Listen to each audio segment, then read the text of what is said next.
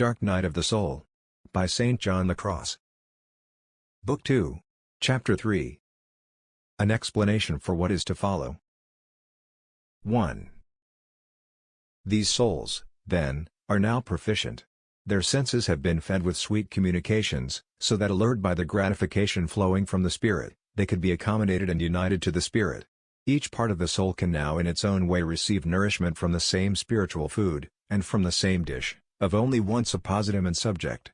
These two parts thus united and conformed, are jointly prepared, to suffer the rough and arduous purgation of the spirit that awaits them.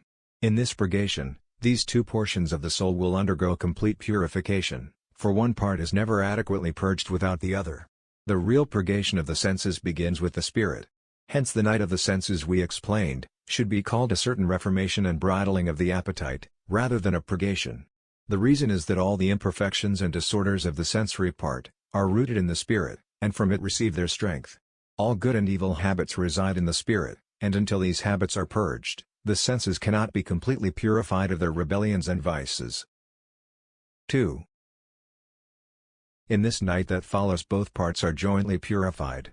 This was the purpose of the reformation of the first night, and the calm that resulted from it, that the sensory part, united in a certain way with the spirit, might undergo purgation and suffering with greater fortitude.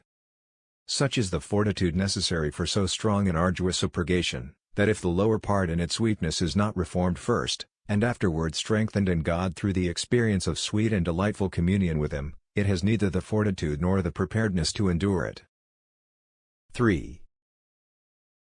These proficient are still very lowly and natural in their communion with God, and in their activity directed toward Him, because the gold of the Spirit is not purified and illumined.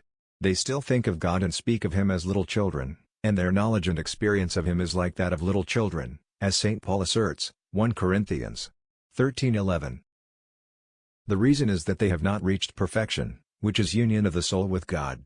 Through this union, as fully grown, they do mighty works in their spirit, since their faculties and works are more divine than human, as we will point out.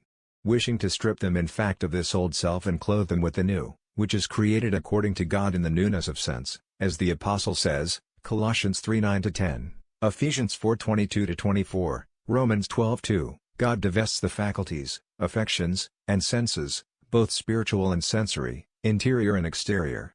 He leaves the intellect in darkness, the will in aridity, the memory in emptiness, and the affections in supreme affliction, bitterness, and anguish by depriving the soul of the feeling and satisfaction it previously obtained from spiritual blessings.